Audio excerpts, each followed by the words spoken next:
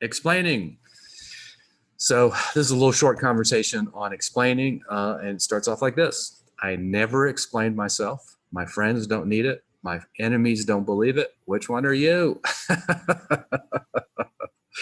So I'll repeat that. I never explained myself. My friends don't need it. My enemies don't believe it. Which are you?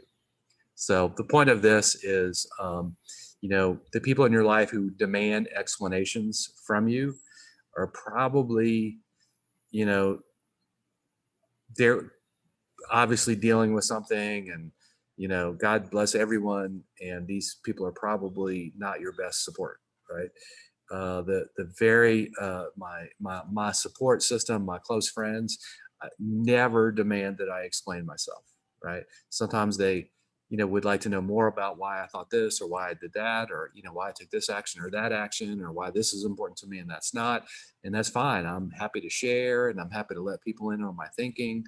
I love working cooperatively with people, but I don't explain myself to people, right? Like I'm not someone's minion, and no one's over me, and no one gets to demand that I explain myself, right? I'm a sovereign human being, and I choose to relate to myself as such. It's not to say that I never make mistakes, but if I make a mistake, I'll be responsible for it. I'll clean it up. I'll pay for it. I'll do extra work or whatever. Like I'll make it right.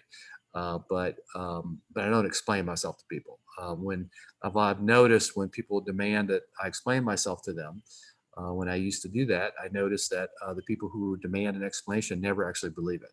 So it's not really like a conversation for what's possible, or how can we work together, how can we make something better.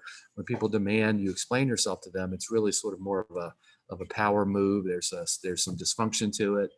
Um, and then, my friends, people who love me, people who trust me, see me, and appreciate me, never ask me to explain myself to them, right? So that demand to explain is kind of like a dysfunctional sort of control mechanism. It's usually someone's in fear or in pain when they demand you explain yourself, but it really has much more to do with them than with you. And I just prefer not to participate in that whole thing. And then if you do explain yourself, you really diminish yourself, mostly in that you are supporting a reality in which you should be willing and ready and able to explain yourself, right? So if you do that, you're putting your time and energy up underneath the dysfunction, and actually having it be stronger. So faith without works is dead, and fear without works is dead. So I don't choose to support that sort of fear-based demand, if you will, by honoring it with my time and energy. So I don't explain myself. My friends don't need it. My enemies don't believe it, which are you.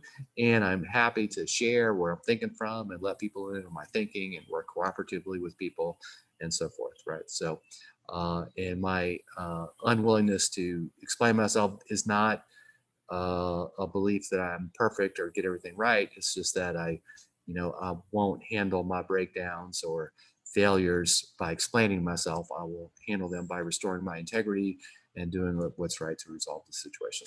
Okay, so that's explaining. Thank you.